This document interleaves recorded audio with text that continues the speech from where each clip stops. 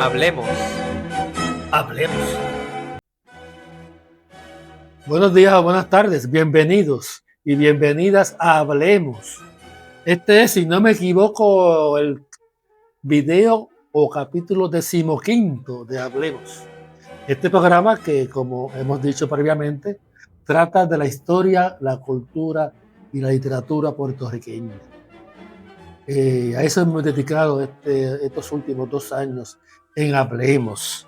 Como siempre, escucharon la sonata, la introducción, la sonata del ponceño Héctor Campos Parsi, Divertimento del Sur. Y como en los últimos 3 capítulos, detrás de mí hay un tríptico de este pintor gurabeño, Pablo Marcano. Aquí están detrás de mí Hostos, Albizu y Betances. Hablemos. Como siempre, Hablemos va a las redes sociales gracias al auspicio de amigos como Ramón Alfredo Bazar, que está aquí conmigo, Rubén González e Italia Santiago. Y en diversas ocasiones Ángel Bruno Méndez. Y en la producción también está mi compañera Nilda Reyes Franco. Hablemos. Hablemos hoy de esta figura grande del siglo XX puertorriqueño, quizá la figura más conmovedora e impactante de nuestro siglo XX. Hace poco, hace 25 años atrás. Vamos a hablar de don Pedro Albizu Campos. Y tengo aquí frente a mí uno de los libros biográficos de la biografía, sobre la biografía de don Pedro, de Marisa Rosado, el cual recomiendo, mírenlo bien. Esta es la segunda edición de la biografía de don Pedro Albizu Campos. Un libro enjundioso, donde ella, en esta segunda edición, ella revisa la primera edición, obviamente, y añade unos capítulos, particularmente dedicado a don Pedro en Atlanta, preso en la cárcel federal en Atlanta. Tengo otros textos aquí. Este otro que también recomiendo es una colección de discursos y crónicas y artículos periodísticos de don Pedro Albizu Campos. Hay una amplia, extensa bibliografía o historiografía de don Pedro Albizu Campos. Brevemente, quiero que la cámara se amplíe para incluir en el tiro a René Arrellaga Armendáriz, abogado, como este servidor. Estuvo 7 años en la fiscalía como fiscal. Fiscal es aquel funcionario del Departamento de Justicia que acusa y representa al pueblo y a la víctima. René fue graduado de la Universidad de Puerto Rico, Escuela de Derecho, allá en el 1990. Como dije, fue fiscal durante 7 años y ahora se dedica a la cátedra. Es el profesor de Ciencias Sociales. Sí, y continuó como oficina de abogado también. Pues, René, te invito a que saludes a los televidentes o a los videovidentes. Muchas saludos a todos y muchas gracias a usted por la invitación. Es un honor la invitación del día de hoy en este programa sobre la cultura y la historia de Puerto Rico, que es tan necesaria que se aprenda en este país. Pues René es autor de un libro que ya mencionamos aquí, hace 3 capítulos atrás. Se llama 1936. Este libro, la editorial, ¿cuál es la editorial que lo produce, René? Devoto, una editorial pues, de la compañera abogada Ivonne Lozada. Y pues, lo hemos hecho Devoto y yo hemos publicado el libro. Nuestra amiga, debo decir, la licenciada Ivonne Lozada, muy querida, muy admirada por mí. Irán Lozada, no somos parientes, por algún lado quizá haya un vínculo, pero no lo conozco. Así que saludos desde aquí a Ivonne Lozada. Pero cuando nos vemos decimos, primos, ¿cómo estás? Y me encanta esta ilustración. Don Pedro Albizu Campos a los 22 años, ¿verdad? Por ahí, no sé exactamente la edad, pero es por ahí cuando estaba estudiando en Harvard. Ya. En Harvard. Pues déjame, René, dar una breve introducción sobre la vida de don Pedro Albizu Campos. Nació en el barrio Machuelos Abajos, en el sector Tenerías de Ponce. Hoy día dicen barrio Tenerías, pero en aquel momento era el sector Tenerías del barrio Machuelo Abajo. Nació en el 1893. Hay un documento, fue bautismo, que dice que un Pedro Campos nació en el 1891, hijo de Juliana Campos sin S, Juliana Campos sin S. Después, en otros documentos aparece Campos. Juliana Campos, según el documento de la Iglesia Católica, era descendiente de personas esclavizadas. Su abuelo, o su padre, debo decir, Tomás, venía desde Estados Unidos cuando llegó al sur de Puerto Rico. Tomás Campos. O meramente Tomás.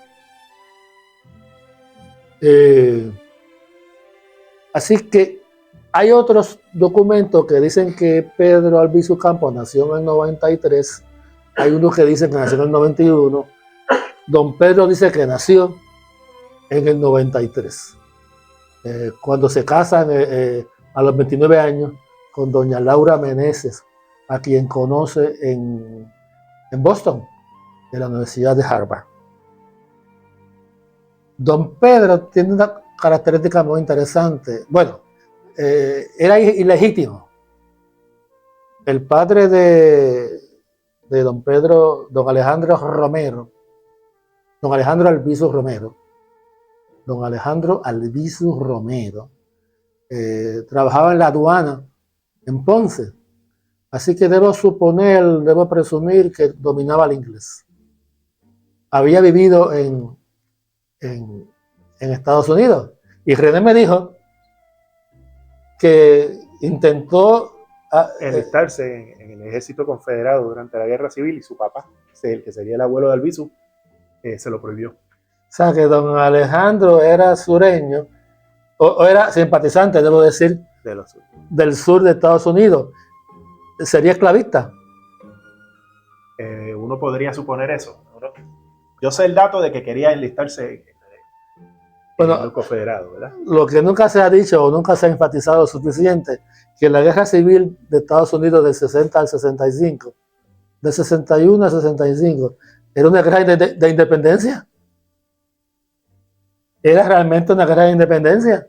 Los estados del sur querían independizarse de los estados del norte. Y de ahí surge la doctrina Lincoln. Una vez adentro, no te puede volver a salir. No hay salida. A los 17 años, don Pedro Albizu Campos ya dominaba el idioma inglés y muy probablemente se debe a sus conversaciones frecuentes con su padre, don Alejandro. Se gradúa con honores, el estudiante más destacado de la Ponce High, y recibe una beca de una logia masónica, la logia Aurora, y de allí sale para estudiar a Vermont. Ingeniería. Su primera intención fue ser ingeniero. Es curioso porque a lo mejor en algún momento, don Pedro y Luis Muñoz Marín se cruzaron. Porque Luis Muñoz Marín estaba en Vermont en esos mismos años. Eso es un aspecto de la historia que aún no se ha estudiado. Pero a lo mejor en algún momento se cruzaron. De hecho, ambos, don Pedro en el 1920 aproximadamente, o 21, y también Luis Muñoz Marín en 1920 o 21, regresan de Estados Unidos a Puerto Rico. Muñoz Marín había nacido en el 98, en el 1998 en San Juan. Don Pedro llega a Puerto Rico, ya un abogado graduado de Harvard, un abogado mulato. No era una presencia frecuente, profesionales mulatos o negros. Ya entonces había fallecido el doctor José Celso Barbosa. Así que la cúpula del poder político en Puerto Rico estaba controlado por los blancos, como todavía. Don Pedro en el 1920-21 regresa a Puerto Rico, ingresa al Partido Unionista, ya está en sus últimas etapas, cuando el Partido Unionista se alía con el Partido Republicano. Sí, la alianza. Ahí él, obviamente, eso no le gusta a don Pedro, y entonces ingresan en el Partido Nacionalista, que había sido creado unos cuantos años antes, en el 21 o en el 20. Más o menos se crea para la misma época, porque el nacionalismo también tiene que ver con que no le gusta que se unan los republicanos con los republicanos. Pues, don Pedro llega a Puerto Rico, ingresa al Partido Nacionalista, en el 27 es electo vicepresidente, sale a una especie de peregrinación hacia las repúblicas suramericanas para defender la independencia de Puerto Rico. Y hay un dato interesante, antes del 27, en el 1925, creo que en la Plaza de Armas en San Juan, don Pedro da un discurso que quiebra, que reinicia el discurso político en Puerto Rico. Antes de don Pedro, antes del año 25, el discurso patriótico era apaciguador. Pretendía no provocar a los amos norteamericanos. Cuando llega don Pedro a Puerto Rico y da ese famoso discurso de las banderas, de las banderitas, cuando era ya en la Plaza de Armas en San Juan, después de que uno de los nacionalistas aplaude la bandera norteamericana, la de 48 estrellas en ese momento, don Pedro dice allí, para asombro de muchos: bandera norteamericana, yo no te saludo, porque si allá en el río Potomac, en la ribera del Potomac, representa democracia, aquí representa pillaje y piratería. Y eso quiebra, rompe el discurso tradicional apaciguador de los nacionalistas e independentistas. Claro, debo ser un poco más preciso porque José Matiza Cintrón, en el 1904, también planteó la alternativa de ir a las armas ante la intransigencia, ante el colonialismo intransigente, terco de Estados Unidos en Puerto Rico. Bueno, don Pedro es electo presidente del Partido Nacionalista en el 1930. Y ahí comienza otro país, otro Puerto Rico. esa década del 30 es el punto de inflexión en la historia de Puerto Rico. Pero sobre todo como punto de inflexión es este año, 1936. Y ya, René, he hablado demasiado. Te invito a que tú continúes esta conversación. A partir, bueno, como tú quieras, inicia tu conversación. Bueno, pues este libro surge casi un poco por casualidad. Yo estaba estudiando mi doctorado en el Centro de Estudios Avanzados de Puerto Rico y el Caribe. Tomé una clase sobre Pedro Albizu Campos con el profesor Mario Cancel Sepúlveda. Y primer día de clase él manda 20 temas, que uno podía escoger uno. Yo me quise pasar de listo, yo vi juicios de Albizu del 36, yo dije, soy abogado, yo solo hago un fin de semana y el resto del semestre paseo. El problema es que cuando me puse a investigar me enamoré del tema y entregué un trabajo larguísimo, supuestamente era de 16 páginas, yo lo entregué de casi 100, y dije, pues vamos a seguirlo, esta es mi tesis. Y llamé al profesor Mario Cancel para que fuera mi director de tesis. Una de las cosas que uno cuando hace una tesis, uno de los sueños o de las cosas importantes es tratar de escribir sobre algo que se ha escrito poco.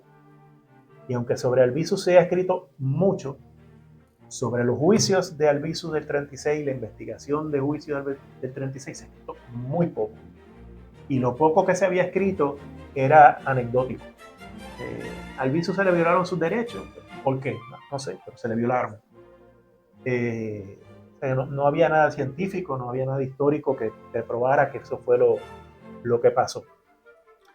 Previo antes de comenzar a grabar este capítulo, hablamos de la ejecución del coronel Francis Riggs. Algunos dicen, entre ellos nuestro amigo Luis Rafael Rivera, autor de un libro que se llama así mismo, Snyder. César Snyder, entre Muñoz y Albizu, habla del fiscal federal que fue el que llevó a cabo la acusación federal contra Albizu Campos en la Corte Federal.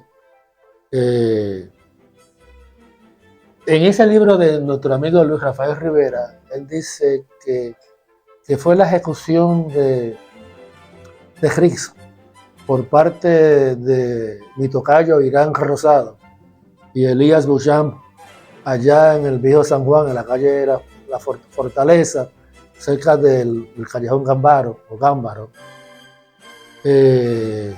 Ambos se acercan al vehículo donde venía el coronel Francis Riggs, venía de la catedral de haber estado en misa, era católico el hombre, el muchacho era católico. Detienen el vehículo, Irán Rosado dispara, la bala se atasca, o el revólver se atasca, debo decir, y luego viene Díaz Beauchamp, se acerca y cerca de Riggs lo ejecuta.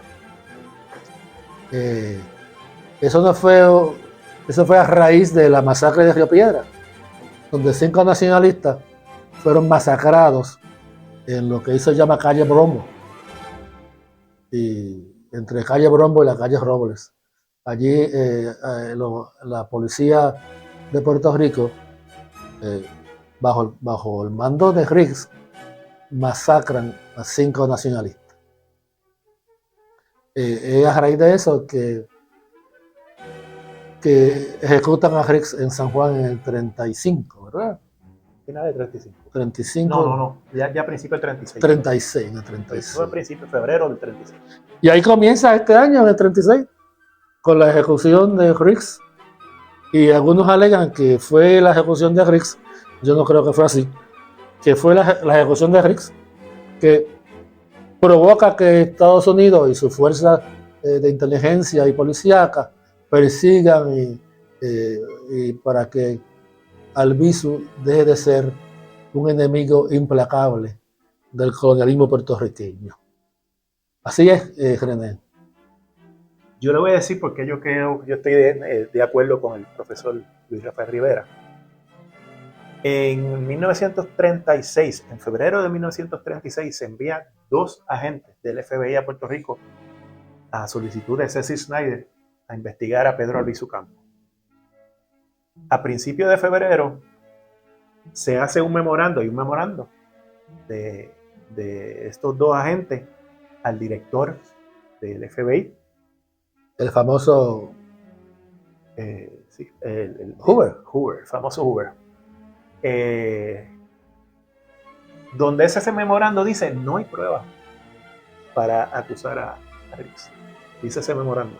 Hemos hecho una investigación y no hemos encontrado pruebas que pueda sostener la convicción. Matan a Riggs. Esos 2 agentes se están montando en un barco de regreso. Les llega un telegrama, no se monten en el barco.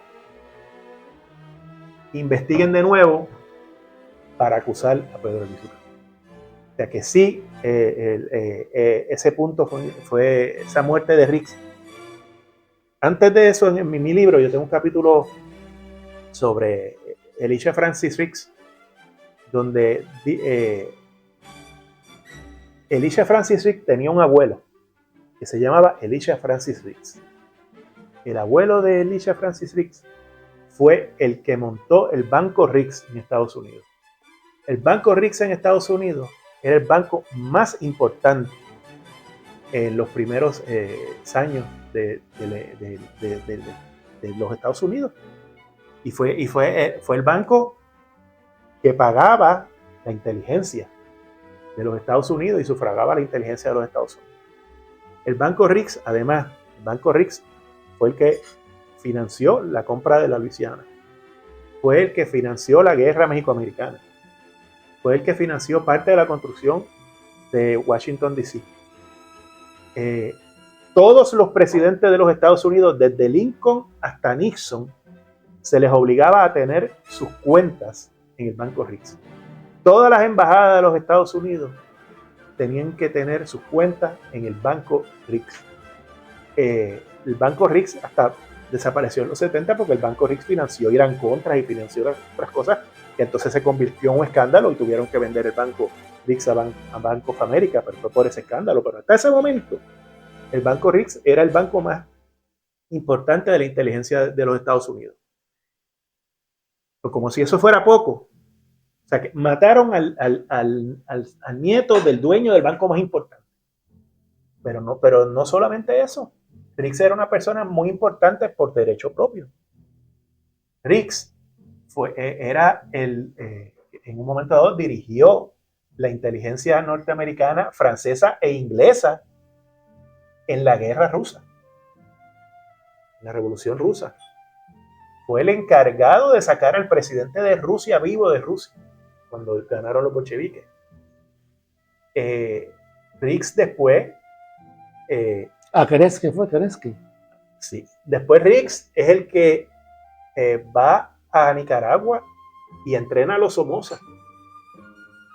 Y además, mi teoría, y eso lo estoy diciendo en el libro, que es mi teoría, no es que yo lo diga. Riggs está en Puerto Rico con un puesto como director de la Policía de Puerto Rico, jefe de la Policía de Puerto Rico. Pero mi teoría es que como se le pagaba bajo ese puesto, pero mi teoría era que Riggs era el que dirigía toda la inteligencia en toda Latinoamérica, todos los países, en el Caribe. Yo tengo un memorando, una carta donde se indica que Riggs y Trujillo estaban negociando tratados en República Dominicana. No los negociaba el embajador de la República Dominicana, los negociaba el jefe de la policía de Puerto Rico. ¿Qué jefe de la policía de otro país negocia un tratado? Así que pues yo creo que la muerte de Riggs, además de que Riggs era íntimo amigo, Riggs, Winchell, el juez Cooper y Snyder vienen todos a Puerto Rico para la misma época, y todos quien los trae es Tidings. Blanton Winship. Todos ellos vienen traídos, no por obviamente el presidente es el que firma, pero quien los trae es Tidings, porque era amigo de los cuatro. Los cuatro estaban relacionados con Virginia. De hecho, Snyder era abogado de la oficina de Tidings. Y como abogado de la oficina de Tidings, lo nombra fiscal federal y lo manda para Puerto Rico.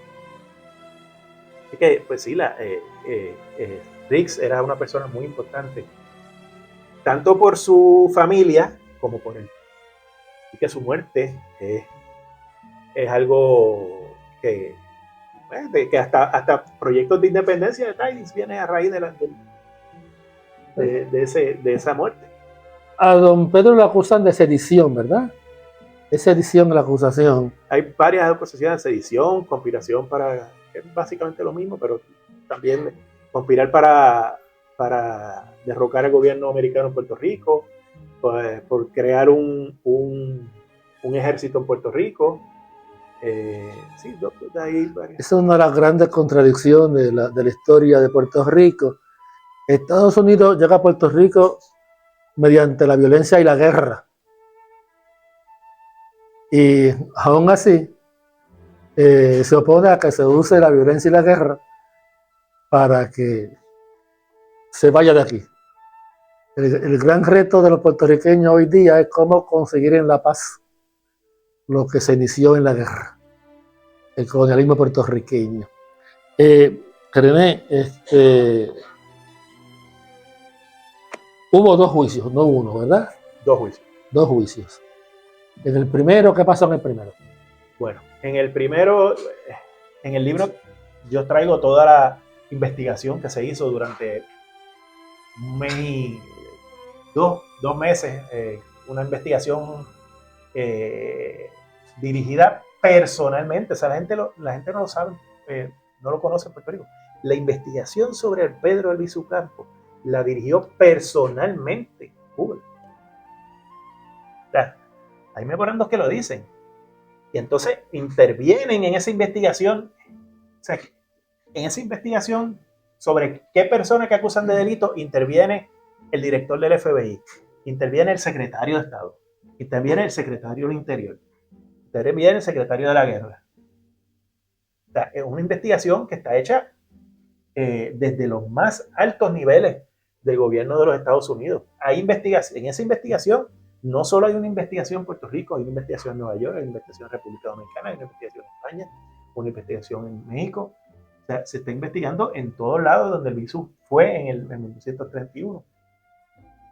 De hecho, hay una carta que dice, entre el primero y el segundo juicio, que dice: mira, si el caso vuelve a trancarse, si hay un jury, no hay veredicto, lo vamos a acusar en Nueva York.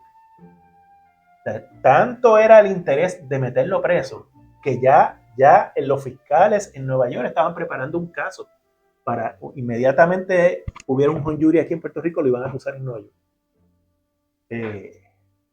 Así que te pregunto, René, ¿no hubo cierta ingenuidad de nuestros patriotas de aceptar ese segundo juicio? No que pudiesen tener la capacidad para política para evitarlo, pero yo te pregunto que quizás la alternativa era el exilio. Eso, yo pienso que en algún momento don Pedro debía haber considerado el exilio. ¿O él realmente pensó que podía derrotar el marco legal norteamericano dentro del marco legal norteamericano? Si uno lee el juicio, Pedro Albizu Campos se defendió. Yo creo que realmente creía que él podía salir bien de los casos. Él se defendió. Hoy día hay escritos que yo he visto que hubo desobediencia civil y que él no se defendió. No son así. Él se defendió. Su abogado principal era Gilberto Concepción de Gracia, pero él participó también y él contrainterrogó testigos. Fue una defensa muy buena y una defensa férrea y bien hecha. La diferencia es que ese segundo juicio ya el jurado estaba hablando. ¿Cómo era el jurado en el primer juicio? primer juicio Su composición. eran 6 puertorriqueños, 6 norteamericanos. Una cosa que para mí es muy importante, cuando el jurado se va a deliberar, en el momento en que el juez le dice al jurado, levántense y váyanse al cuarto a deliberar, el presidente del partido estadista, del partido republicano, que está al otro lado del partido nacionalista, ¿verdad? Son los dos extremos en el estatus. El presidente del partido republicano, Rafael Martínez Nadal, se para frente al jurado, cruza, le da un abrazo al viso y le da un abrazo a los demás acusados. Eso, le está dando un mensaje a los jurados puertorriqueños: absuelvan a este hombre. Recordemos que, al igual que hoy, el jurado en el Tribunal Federal tiene que hablar inglés. O sea, que si las posibilidades en 1936, porque hoy están los New Yorkers, y hoy la gente, y está la televisión, y ya hay mucha más gente que habla inglés, pero en el 36 la gente que hablaba inglés era muy poca. Así que las posibilidades de que ese jurado en su mayoría era estadista. Y aún así, un jurado que en su mayoría era estadista votó no culpable en favor de Albizu. ¿Y cómo era el jurado en el segundo juicio? Eran básicamente todos norteamericanos. En ese segundo juicio, cuando acaba el segundo juicio, le llegó a la defensa declaraciones juradas de personas que decían que antes de que el juicio comenzara, muchos de esos jurados ya habían dicho en bares, restaurantes y lugares públicos: Albizu lo vamos a encontrar culpable, pase lo que pase. Cogieron un jurado que ya estaba amañado, ya ellos tenían su mente hecha. En este segundo jurado, cuando en este segundo jurado, a la defensa no se le invitó a cuando el jurado se saca por Desinsaculación. La desinsaculación es ya en sala, ¿no? El sorteo. En el sorteo. El sorteo al jurado, o la defensa siempre está invitada a escoger, porque esos sorteos, para los que no son abogados, pues hay cientos de jurados, ¿no? Se ponen el nombre de todos estos jurados y se dan una tómbola y se escogen 25 o 30 nombres, de los cuales van a salir 12 al final. Y se saca el sorteo 25 o 30 nombres. Eso se hizo en privado, no se invitó a la defensa. Lo hace, ¿saben quién lo hace? Lo hace una señora que es la secretaria del tribunal, que vive en la misma casa donde vive Snyder, porque su papá es el casero de Snyder. Y además su hermano era testigo en contra de Albizu. Y esa es la persona que escoge el jurado. Secretaria de la Corte Federal. Dijiste el nombre del juez, era Cooper. Robert Cooper, sí.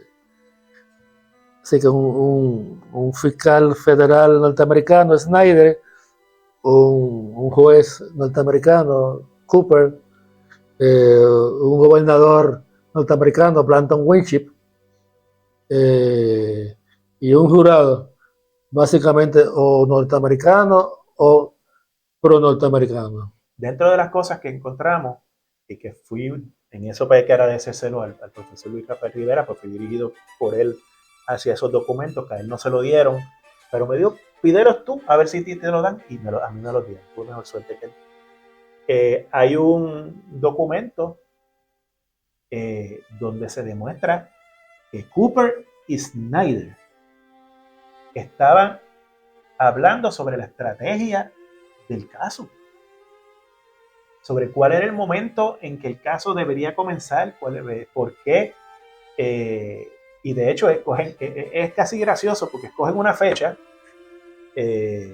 para empezar el juicio, ellos dos en esta reunión secreta, y después Cooper cita a una vista para escoger fecha, y la fecha estaba escogida.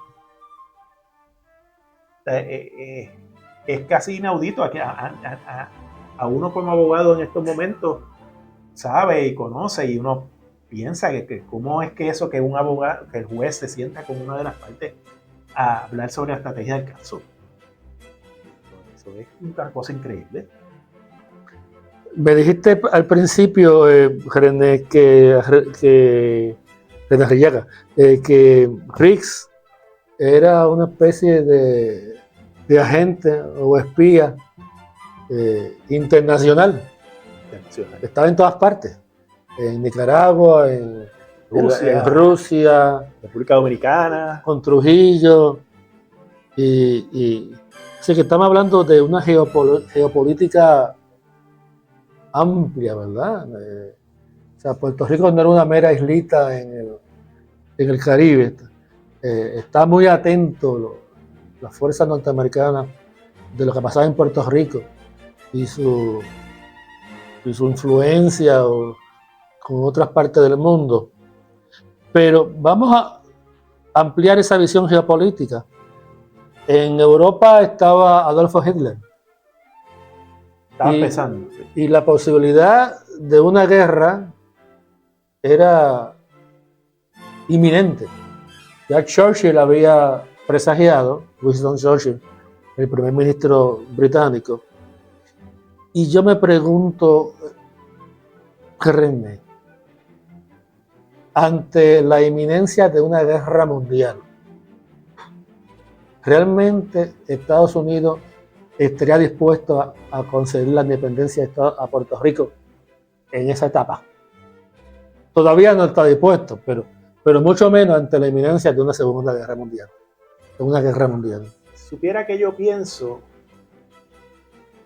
que en esa época de 1936, finales de los 30, había una posibilidad. En Estados Unidos se estaba hablando Estados Unidos concedió la independencia a Filipinas. Se estaba hablando de la independencia de Puerto Rico, no se estaba en los altos niveles de los Estados Unidos. No estoy diciendo que la iban a conceder o no, pero sí se hablaba. Luego comienza la guerra, y una vez comienza la guerra, los Estados Unidos se negaron, y ahí sí que se trancaron a conceder la independencia a Puerto Rico, ni siquiera hablarla, ni siquiera a negociarla. O sea, y Puerto Rico entonces se convirtió en algo que era como lo que sabemos, ¿no? La vitrina del Caribe y todas esas cosas que se hizo para los Estados Unidos, hacer su propaganda, ¿no? De cómo ellos nos trataban y cómo éramos la vitrina de la democracia y todas esas cosas. O sea, que yo diría que a final de los 30 había alguna posibilidad. Ya después de eso, cuando ya empieza la guerra y posterior a la guerra, que ya entonces viene la Guerra Fría, pues ya no es posible. Además, pues, una de las cosas que pienso que pudo haber afectado al visu, y de lo que no hay prueba, a pesar de que alguna gente sí lo dice, que pues ciertamente Hitler, Mussolini, partidos nacionalistas, y el visu era un partido nacionalista. O sea que en algunas personas en Estados Unidos pueden haber pensado, tenemos una semilla aquí de la gente que van a hacerlo. ¿Recuerdas los nombres de los nacionalistas que fueron acusados junto a don Pedro Albizu Campos? Pues mira, los tengo aquí. Yo recuerdo por lo menos a dos, Juan Antonio Correger y a Clemente Soto Vélez. Sí, lo tengo aquí, no quiero dejar ninguno fuera. Sí. En este libro, uno de los capítulos es sobre cada uno de los acusados, y por eso se llama Antecedentes a juicio a los nacionalistas y a Albizu Campos. Porque una de las cosas que me hizo claro mi director de tesis, Mario Cancel, es que los otros nacionalistas que estaban acusados siempre sintieron un poquito de incomodidad de que la gente en Puerto Rico habla del juicio de Albizu como si Albizu fuera el único que fue preso. Y no piensan que el liderato nacionalista completo fue preso. y la gente se les olvidó que todo el liderato fue preso y pues se recuerdan de Corregel porque Corregel, pues, por lo que es, ¿no? El poeta nacional, el poeta importante, Uban Moy, con la Luna, pero es como si ellos dos fueran los únicos. Entonces, don Mario había hecho tiene varios artículos sobre uno de ellos que se llama Juan Gallardo, porque ambos son de Hormiguero. Juan Gallardo. Ajá. Pues los otros fueron Clemente Soto Vélez, Juan Antonio Corregel, Luis Florencio Velázquez, Erasmo Velázquez y Olmedo, Pablo Rosado Ortiz, Juan Gallardo Santiago y Rafael Ortiz Pacheco. Una de las cosas bonitas de haber escrito este libro es que por Facebook, el nieto de Erasmo Velázquez, y eso demuestra lo que me decía Mario Cancel, me escribió dándome las gracias. Pues él había comprado el libro, me dijo gracias porque te acordaste de mi abuelo. Y eso es una cosa bonita que me llegó al corazón cuando me escribió en Facebook. Entre los nacionalistas acusados y luego convictos por sedición está, como mencionaste, al poeta Clemente Soto Vélez. Uh-huh. Y aprovecho para adelantar, Bassat, que está aquí, coproductor de estos espacios, que debemos dedicarle un capítulo a ese gran poeta puertorriqueño, que yo creo que su pluma, su visión surrealista de la poesía. Hay una canción de Roy Brown que está en Aires Bucaneros, que empieza "Lo conocí", y esa canción es de un poema de Clemente Soto Vélez. Debemos dedicar, Bassat, un programa, un capítulo a ese poeta, a ese gran poeta puertorriqueño que muchos hemos olvidado. Y fue uno de los 7 nacionalistas acusados de sedición y luego sentenciados a 10 años de cárcel. ¿Cuál fue la sentencia? La sentencia no la sé de memoria, pero sí, básicamente son 10 años, pero se les dejó, eran unos años presos y unos años en sentencia suspendida, los cuales a la mayoría de ellos, como Albizu sale antes, pero no regresa a Puerto Rico hasta el 49 o 50, porque el resto de la sentencia se les obligó a ser cumplido en Nueva York. O sea, ellos lo sacan, pero no los dejaron regresar a Puerto Rico, que cumplir el terminal. Y por eso algunos de ellos se quedaron viviendo en Nueva York ya para el resto de su vida. Albizu se niega a comparecer al oficial de probatoria, ¿verdad? En esos 3 años, parte de las obligaciones eran acudir semanalmente ante un oficial penal, un oficial que los vigilaba, una especie de sociopenal. Uh-huh. Albizu aduce que está enfermo y lo hospitalizan. Albizu estaba enfermo desde Atlanta. Él estuvo hospitalizado desde preso. Desde Atlanta estuvo hospitalizado. Sí. Él en realidad tenía una salud un poco frágil. ¿A qué edad ocurrió eso? ¿En 36? Así que Albizu tendría 36, tendría 40 años cuando fue encarcelado. Sí, 40 y tanto. Sí. 36, 44 años. Ah. Y sale 7 años después de la cárcel, a los 50 años. Y pasa 3 años más en Nueva York. Sí, se lo obligan a estar en Nueva York. Y regresa a Puerto Rico un 15 de diciembre del 1949. Y en un discurso en el Parque Sisto Escobar dice: "Yo nunca he estado ausente". Y ahí comienza la epopeya puertorriqueña, la revolución puertorriqueña, que culmina, por lo menos su gran momento, octubre de 1950. La revolución puertorriqueña de 1950. Pero pues, en 1936, cuando Albizu lo meten preso, ¿no? Lo llevan preso y varios años y lo sacan de Puerto Rico varios años. Albizu, yo creo que a nadie se le ocurriría decir que iba a ganar una elección, estaría exagerando. Pero era una persona muy popular, todo el mundo lo quería, o por lo menos lo admiraba. No era una persona que hubiera unas pasiones, grandes pasiones en contra de él.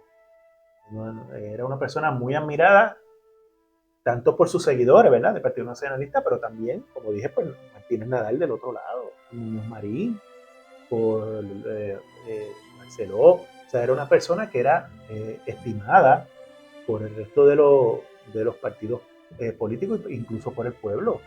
Yo conozco mucha gente que me dice, mi abuelo era popular, no existía el Partido Popular, pero era liberal, pero sobre Albizu no se podía hablar. O mi abuelo era republicano, pero que admiraba mucho a Albizu. Yo conozco mucha gente que me habla Bueno, así. Marín en el 32 dijo que iba a votar por don Pedro Albizu Campos, candidato a senador por el Partido Nacionalista. Así mismo fue. Así que pues el problema es que del 36 al 49 cuando regresas ya está ahí 13 años fuera de Puerto Rico, ya no es la misma gente, ya no tiene el mismo respaldo que tenía antes, ¿no? En la posguerra, Estados Unidos es dominante en todo el orbe mundial, viene todo ese dinero, todo el dinero de la posguerra, ¿verdad? Sí, Puerto Rico ha mejorado económicamente un mundo, o sea que ya toda esa gente que apoyaba al Albizu por la pobreza que se estaba viviendo, pues recordemos, la gente no sabe, una de las cosas en Puerto Rico la gente no sabe, era que la pobreza en Puerto Rico de los 30, Puerto Rico era tan pobre como Haití, pero la gente no lo sabe. Pobreza extrema, paupérrima. Era pobreza paupérrima. Así que pues un poco lograron un poco el gobierno americano lo que quería, de que tenían una persona que todo el mundo admiraba, quería, lo metieron preso y hubo pues entonces ya el respaldo sobre él no era el mismo, muchos por el olvido y muchos porque pues, habían mejorado económicamente y empezaron a ser enemigos de él. Él no tenía enemigos. Dime los temas que aborda o los capítulos que abordan este libro. Bueno, pues el primera parte del libro hablamos de la década del 30, ¿verdad? A los antecedentes históricos, el 20 y 30, hablamos de la elección de 1932, hablamos del famoso juicio de Luis Florencio Velázquez, que es el juicio donde Luis Florencio Velázquez fue a la oficina del presidente del Tribunal Supremo de Puerto Rico y lo saludó. ¿Usted es el presidente del Toro? Y le sí, ¡pum! Y le metió una galleta. y entonces lo acusaron de agresión, obviamente. Y el abogado es don Pedro Albizu Campos. Su abogado es Pedro Albizu Campos. Además de que pues, la anécdota es graciosa y interesante. Este es el juicio donde Albizu hace ante el tribunal de Boston y luego el tribunal de Estados Unidos, hace esta famosa teoría del Tratado de París.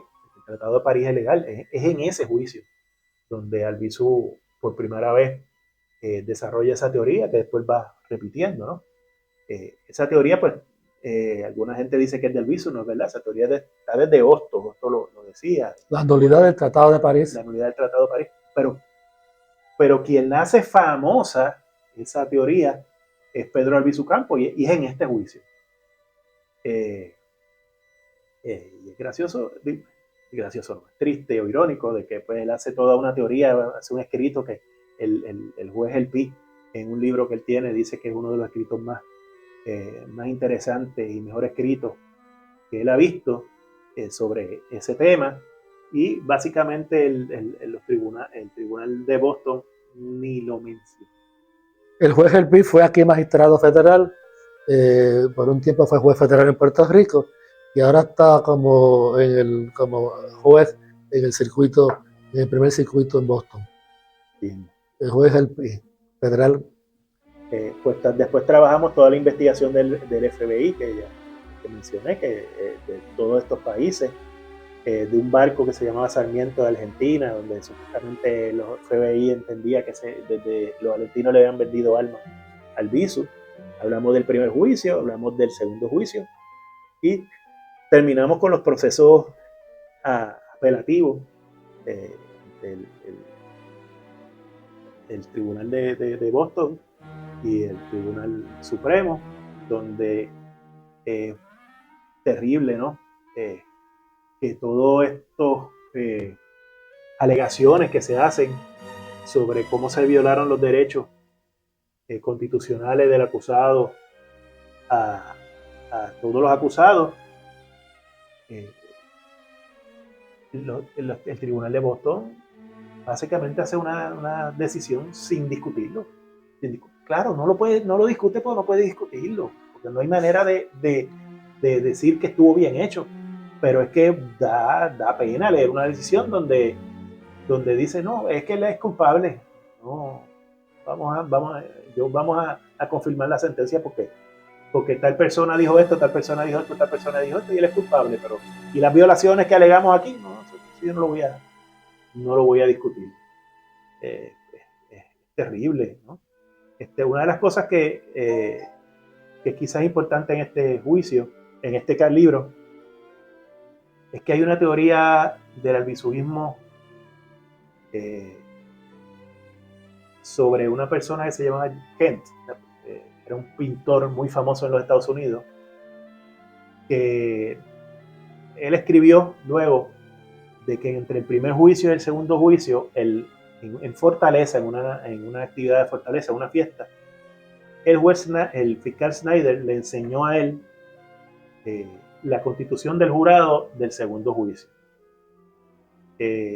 Haciendo, pues, mirando las fechas y mirando las cosas, yo no digo que Ken mintió, yo creo que se equivocó, pero fue imposible que Snyder le haya mostrado la constitución del segundo jurado, porque ni siquiera había ocurrido la desinsaculación.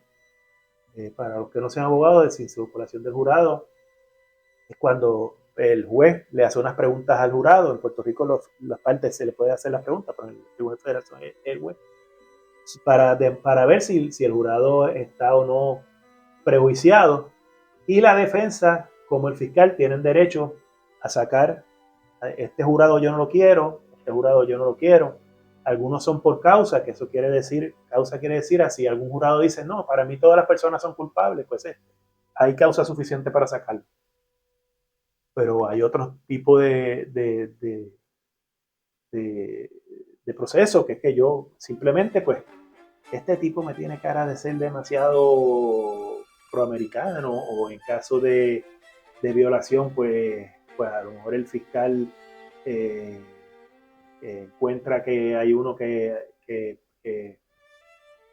muy o la defensa encuentra uno que es muy machista y que a lo mejor entonces pues un machista va a tratar de justificar la violación, pues lo voy a sacar. O sea que, así que si ni siquiera había ocurrido ese proceso donde la defensa sacó jurados, pues es imposible que Kent haya visto esos 12 jurados. Así que yo pienso que Kent se equivocó, ¿no? Le dieron a lo mejor le dieron el listado de los primeros jurados, no sé. Yo no creo que haya, este era un pintor famoso en Estados Unidos con mucha fama de ser una persona decente, yo no creo que haya mentido, yo creo que se equivocó. Bueno, amigos y amigas, lean a Marisa Rosado, Pedro Albizu Campos, segunda edición. Aquí hay un capítulo dedicado a Pedro Albizu Campos en Atlanta, en la cárcel de Atlanta, la cárcel federal de Atlanta. Lean a Luis Rafael Rivera, que trata sobre el fiscal Snyder, Cecil Snyder, que ya mencionamos, y culminen esa trilogía con la de René Arrillaga Armendáriz, 1936.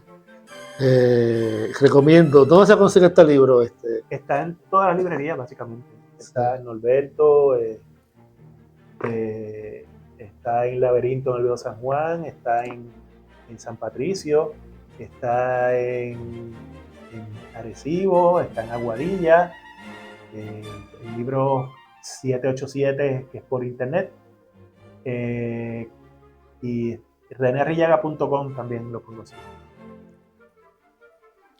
Bueno, yo siempre pido a los compañeros que están aquí, que si tienen alguna pregunta, acércate, Ramón Alfredo Basat, acércate, déjame acercarte al micrófono. Habla.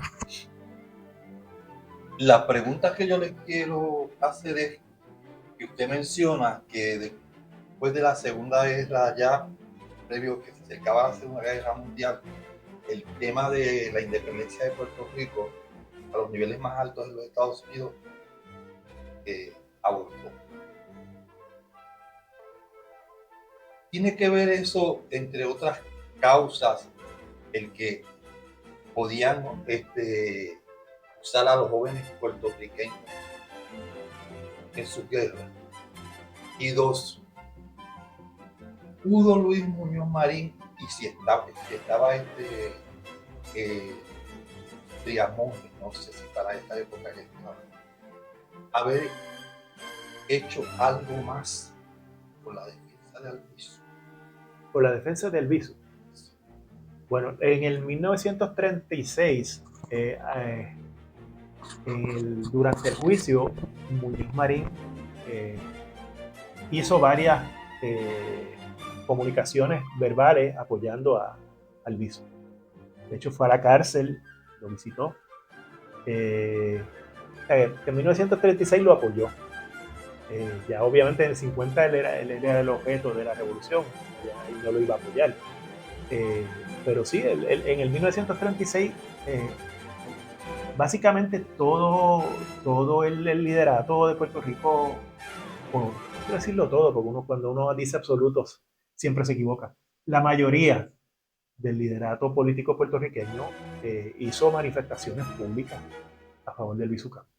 De hecho, el problema, en la parte de la investigación, eso lo tratamos en el libro, uno de los problemas del fiscal Snyder es que él no sabía cuándo empezar el juicio, o si empezar el juicio, o cómo empezar el juicio, porque decía que aquí no vamos a encontrar un jurado que condene el Albizu. Y ocurre algo que es de estas cosas que pues, un nacionalista mató a un policía que participó en la masacre de Río Piedra frente a su esposa y sus nenes chiquitos. Y se creó entonces una atmósfera antinacionalista, un poco antinacionalista. Y ahí es cuando ocurre la reunión del juez Cooper Snyder, que le dice, mira, vamos a empezar el juicio ahora. Porque ahora es que hay una atmósfera antinacionalista que no había hace una semana. Sé que yo me imagino que si ese nacionalista llega a saber que ese hecho que él quiso hacerse héroe y a favor de Albizu, y de hecho cuando él mata al policía frente a sus hijos y la policía, hay otros policías allí lo arrestan, él se quita el reloj, porque esas son las cosas que hacen daño a Albizu. Se quita su reloj y se lo da a la policía y frente a la prensa le dice, dáselo a Pedro Albizu. Son cosas que afectaron a la opinión pública.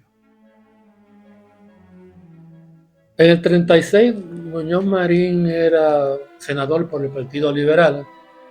Era independentista. Decía que era independentista, sí. Sí, dijo que era independentista. Ya a fines de esa década, ya Muñoz está hablando de otras formas de trabajar contra el colonialismo o nuevos caminos, decía él. Y ahí es que inicia su conversación y su discurso de que el estatus no está en hecho. La creación del Partido Popular en el 38. Y llega a la presidencia del Senado por el Partido Popular Democrático. Y Trián Monge aún no era una figura pública importante, estaba aún estudiando en Estados Unidos. Así que... ¿Qué quería hacer otra pregunta? Solamente quería decir algo porque es que me sale del corazón. Y me emociono por lo que voy a decir. Cuando Albizu es indultado, yo fui de los que traté de verlo, pero... Indultado te refiere al 50, a los después del 50. Y en el 65 no pude ver. 2 meses más tarde, con Santiago Mari, padre de Juan Mari Gracia, y yo fuimos a verlo en una casa que él vivía en la calle Triana, en Roosevelt. Al final, creo que la casa era de Collazo, alguien de apellido Collazo, que era de uno nacional, si no me equivoco. Llegamos a las 7 de la mañana pensando desde Mayagüez que íbamos a ser los primeros. Cuando llegamos, ya había 3 personas antes que nosotros. Vinimos a verlo, en mi caso, como a las 10 o 10 y media de la mañana. Cuando yo entré a ver al Albizu, que él estaba en un sillón bien cómodo, la emoción me invadió y yo empecé a llorar. Entonces yo viré la cara porque yo me decía, si me ve así, él se va a afectar también emocionalmente. Y yo me viré para secarme esta tarde, pero él se dio cuenta. Y como él no podía hablar, empezó a hacerme y así con la mano. Cuando yo me acerqué, me dio un apretón, un abrazo bien fuerte y de un beso en la frente. Y eso a mí jamás se me olvidó. Una de las cosas que yo, pues, en mi estudio vi que Albizu, pues, ciertamente es una persona de un carácter fuerte y decidido, pero también era una persona muy sensible. Era una persona también dicen que era una persona muy simpática, era amigo de le daba amistad a mucha gente, era muy simpático, muy sensible. Le gustaba abrazar, le gustaba conversar con la gente. Que es un poco contradictorio, pero uno podría pensar que es contradictorio, pero no, una persona con ese ímpetu y ese carácter a la misma vez fuera tan sensible, pero lo era. Hay versiones de que don Pedro fue torturado en la prisión, que fue víctima de rayos. En el momento decían que era locura. Luego hubo pruebas, evidencias de que la CIA y el FBI utilizaba métodos ya denunciados por Albizu para torturar a los presos y a los enemigos políticos de Estados Unidos.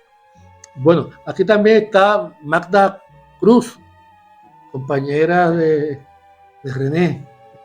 Así que gracias por participar y de apoyar este espacio.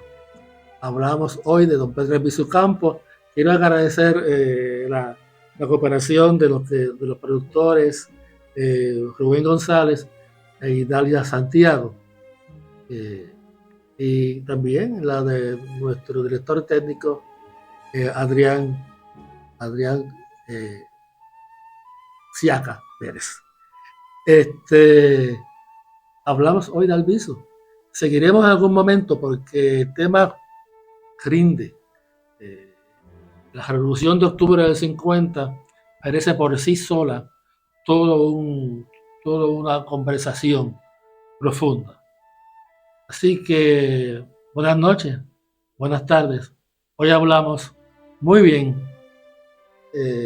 con mucha enjundia, de don Pedro Albizu Campos. Gracias, René. No, gracias a usted. Muchas gracias, René, por estar aquí. Buenas tardes y buenas noches.